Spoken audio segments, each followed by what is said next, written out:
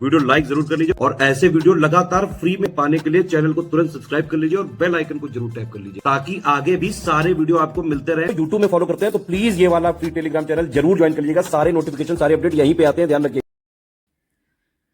प्रदेश सरकार जब भी कोई बजट जारी करती है सालाना या फिर जब भी जारी करे जैसी आवश्यकता हो तो उसमें कुछ नई योजनाओं की घोषणा अवश्य ही होती है। बिना योजनाओं के बजट किस काम का।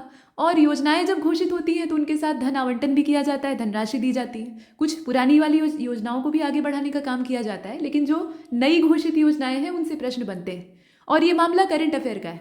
तो स्वागत है आपका स्टडी फॉर सिविल सर्विसेज में। करंट अफेयर के एक छोटे से इनिशिएटिव को लेकर हम आपके सामने प्रस्तुत हुए हैं और ये बाइलिंगुअल है। किसी भी तरह की असुविधा आपको नहीं यहाँ सामना करना पड़ेगा उसका। और बाइलिंगुअल रहेगा तो आप अपनी भाषा चुन सकते हैं। ऊपर हिंदी में है, नीचे अंग्रेजी में। देखिए, पहली जो योजना है वो कृषि के प्रोत्साहन के लिए। कृषि को नितांत ही आवश्यकता है प्रोत्साहन की।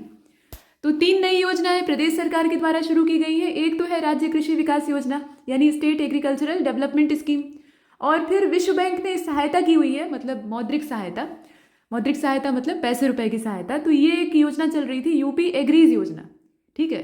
और उसके साथ साथ प्रदेश के विकास खंडों और ग्राम पंचायतों में ऑटोमेटिक वेदर स्टेशन और ऑटोमेटिक रेन गेज दोनों को स्थापित करने के लिए एक स्कीम लाई गई। मतलब 3 योजनाएं यहाँ पर आप देख रहे हैं। अब इसमें जो धनराशि आवंटित की गई है वो आपसे पूछी जा सकती है। तो जो शुरुआत वाली 2 हैं, स्टेट एग्रीकल्चरल डेवलपमेंट वाली और दूसरा ये जो यूपी एग्रीज स्कीम है, दोनों के लिए 200 करोड़ रुपए का प्रावधान है। और ये जो वेदर स्टेशन और रेन गेज स्थापित करने की बात चल रही है उसके लिए 60 करोड़ रुपए का बंदोबस्त किया गया है। तो बजट में कितना दिया गया पैसा वो भी पूछा जाता है। इसके बाद दूसरी स्कीम आप देख रहे हैं, खेत सुरक्षा योजना। इसमें कुछ खास बात नहीं है, 50 करोड़ रुपए की व्यवस्था की गई। तीसरे वाले में आप देखें, निर्माण कामगार मृत्यु विकलांगता सहायता और अक्षमता पेंशन योजना, ये एक स्कीम है। दूसरी है निर्माण कामगार अंत्येष्टि सहायता योजना, अगर मृत्यु हो रही है तो अंतिम संस्कार के लिए। दोनों को अभी एक में मर्ज कर दिया गया है, उनका एकीकरण करके एक नई स्कीम को लॉन्च किया गया, निर्माण कामगार मृत्यु और दिव्यांगता सहायता योजना। असल में उसका पर्पज एक में मिल गया है।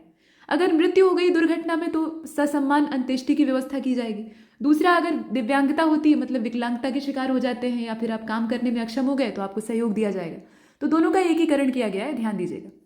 इसके बाद जो 4th स्कीम है, चौथे नंबर पे, यह है शहरों को बाढ़ की समस्या और जल भराव से मुक्त करने के लिए।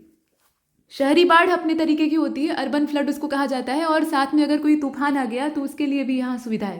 तो इसीलिए देखें, urban flood and storm water drainage scheme. इसे अंग्रेजी में ही पढ़ा जाए तो ज़्यादा बेहतर है क्योंकि यहाँ भी अंग्रेजी में ही लिखा हुआ है। Urban flood and storm water drainage scheme इसका नाम है। जो शहरी बाढ़ आती है, तेज बरसात होने लगती है तो बाढ़ का पानी पूरा मतलब सीवर जाम रहता है, घरों में घुस जाता है, या फिर तूफान आ गया तो फिर पूछना ही नहीं। तो इसके लिए यहाँ पर ये स्कीम लाई गई है और शहरों में जो पानी जमाव है उससे निजात मिलेगी। अब इसके लिए 1000 करोड़ रुपए की व्यवस्था की गई। और देखा जाए तो जो सिस्टम, जो इंफ्रास्ट्रक्चर अपना है उसमें 1000 करोड़ रुपए बहुत ज़्यादा नहीं है इस चीज़ के लिए। इसके बाद आप देख रहे हैं, प्रादेशिक है, ये ध्यान दीजिएगा, नगरीय सेवाएं और अवस्थापना विकास की नई योजना, और इसके लिए 500 करोड़ रुपए का बंदोबस्त किया गया है। धनराशि अवश्य ही देखिएगा, इसको फालतू मत समझिएगा क्योंकि पूछा जाता है कितना दिया गया। ये इसमें खास बात है, ठीक है। New scheme of urban services and infrastructure development. आगे बढ़ते हैं, यहाँ देखें आप संत रविदास शिक्षा योजना को। मेधावी छात्र पुरस्कार योजना है और संत रविदास शिक्षा योजना है। 2 स्कीम है इसमें, दोनों का एकीकरण कर दिया गया, दोनों को एक में मिला दिया गया। अब जब इनका इंटीग्रेशन किया गया तो एक नई योजना सामने आती है जिसका नाम है संत रविदास शिक्षा प्रोत्साहन योजना, ठीक है। ध्यान दीजिएगा, यही दोनों पुरानी वाली इसमें जोड़ दी गई हैं आपस में। और इसमें जो माह नवंबर 2023 तक का आंकड़ा था उसमें आप देखेंगे कि 1,86,270 बच्चे बच्चियां यानी विद्यार्थी जो हैं वो लाभान्वित हुए थे। और उस समय जो पैसा इसमें खर्च किया गया था, अभी तो सिर्फ एकीकरण किया गया है, लेकिन पीछे जो इसमें खर्चा हुआ था वो 58 करोड़ 46 लाख का था। ये एक धनराशि है पीछे वाली।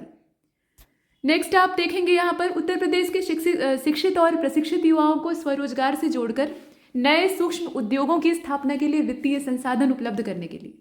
मतलब स्वरोजगार से जोड़ा जाएगा तो भाई उनके पास संसाधन होने चाहिए। संसाधन अगर नहीं रहेंगे तो उन्हें आप कितना प्रोत्साहन देंगे कि अपना उद्यम लगाइए, युवा उद्यमी बनिए, आप अपना स्टार्टअप लगा सकते हैं। उनके पास अगर पूंजी ही नहीं है, धन्ना सेठ है तो अलग बात है, चांदी का चम्मच लेके पैदा हुए हैं, लेकिन अगर सच में उनके पास अभाव है, परिवार उनका तंगहाली में गुजर रहा है, वो चाहते हैं ऐसा स्टार्टअप लगाना, तो फिर कहाँ से आएगा?